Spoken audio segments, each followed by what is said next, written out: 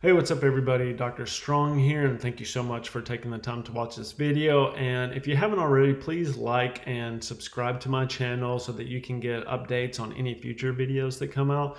Today I want to talk to you about autoimmune diseases and a lot of the misconceptions that come along with autoimmunity and what's really going on with this problem that is plaguing a lot of people, especially women who are just constantly stressed out and having a hard time, whether it's systemic lupus, rheumatoid arthritis, Hashimoto's, thyroid issues, hormonal issues. There are a lot of misconceptions out there that the mass media and then also the mainstream medical model doesn't understand when it comes to resolving these chronic issues. Even cancers can be thought of as an autoimmune issue because it's dysregulation of the immune system in order to regulate the overgrowth of cells. And we'll talk a little bit about cancer later on in the video, but let's kind of talk about what an autoimmune condition is and just some tips and tricks that you can use to resolve this problem that are fairly simple. And the thing is that most people just are ignorant to the fact of what is causing it, and they just haven't been educated appropriately.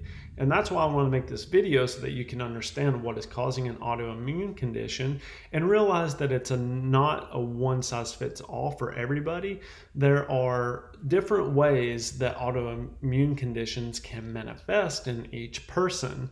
And there are also simple things that we can do in order to make sure that these autoimmune conditions are lessened or can even be reversed through simple practices.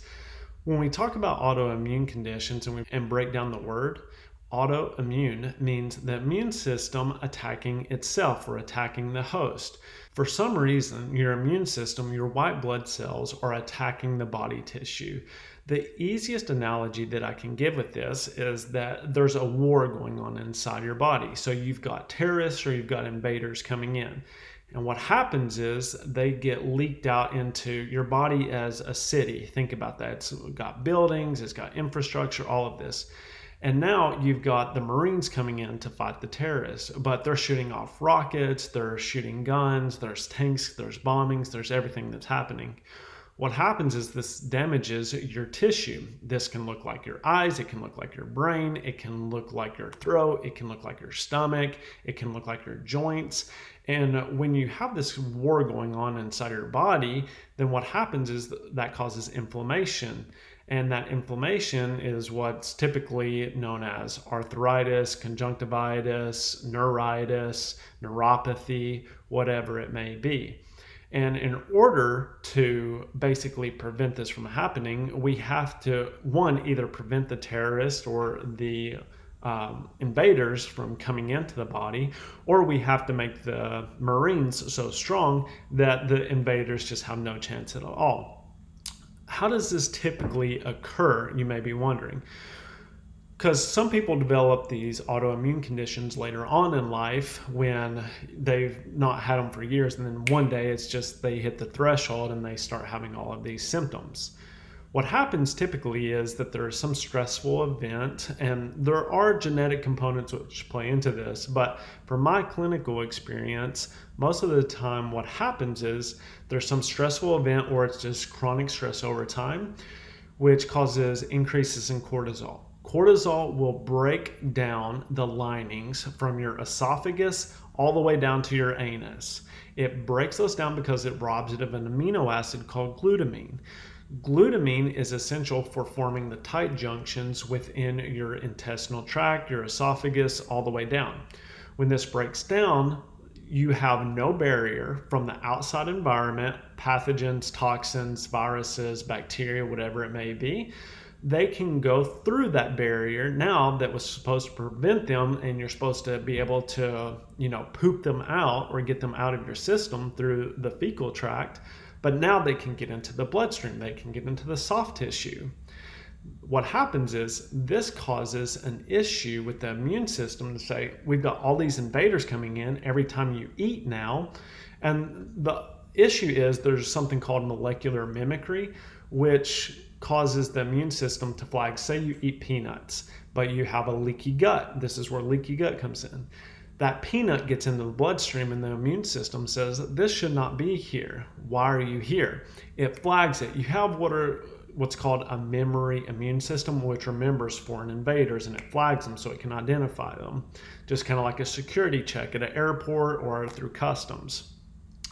And when this happens, now every time you eat peanuts, you get inflammation. I see a lot of times that people have these food intolerances or food allergies that actually cause chronic inflammation because it's something that you're probably eating every day. And these food addictions, they drive certain parts of the brain to release dopamine. So even though you may be allergic to it, you want more and more of that food, which isn't good in the long term.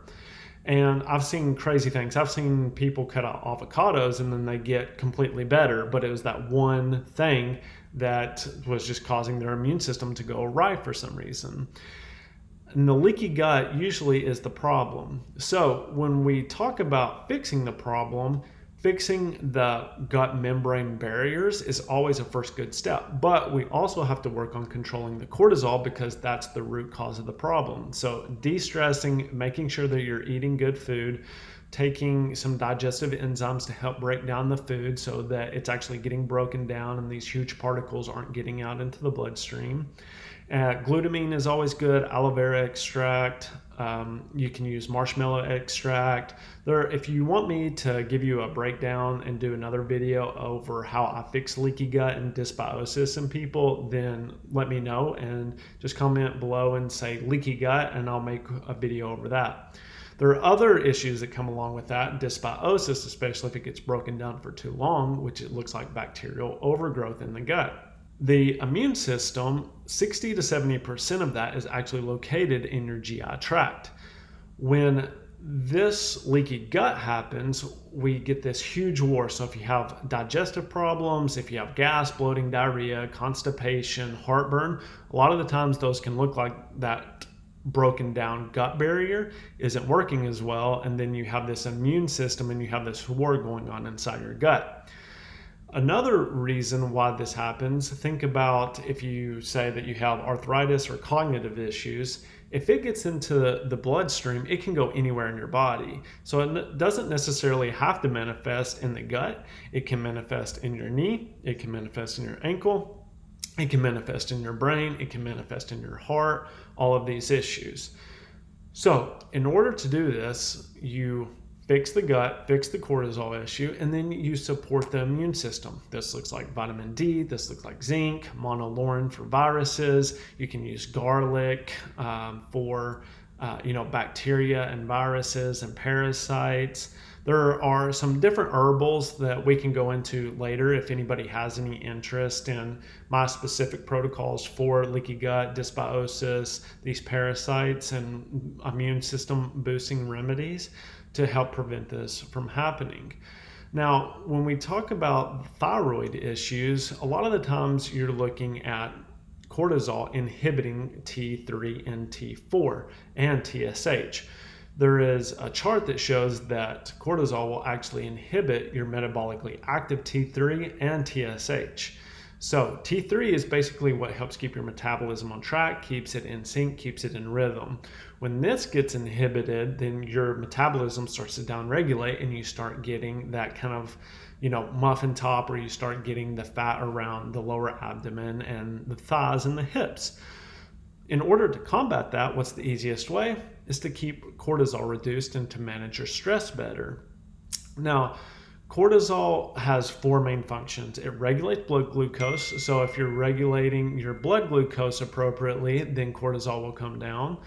Then you also it regulates inflammation. So keeping your inflammation down, that looks like not eating inflammatory foods. That means doing just a moderate amount of exercise, not inflaming your body too much. Too much exercise can be an issue. It regulates your immune system. So taking an immune system boost, such as like vitamin D, zinc, or something like that, can really help as well. And then the last one is your metabolism, which comes through thyroid function. And as I've told you before, when we look at high levels of cortisol, inhibiting that thyroid hormone is a big concern. This also leads into hormonal issues. And how does it do that? So cortisol, there's something called pregnenolone steal, or think about it like cortisol steal, where it steals away from your sex hormones. So it leads to decreased testosterone, estrogen, and progesterone, because in order to make cortisol, you have to convert progesterone into cortisol. So progesterone issues for women, if you're having any type of hormonal issues, this can be a big issue. And then also men, if you're having testosterone issues, cortisol will steal away from that. And that's why you have low T, low libido, you can't put on muscle, you're getting fatter all the time, and maybe you're fatigued as well. That can be a huge issue as well.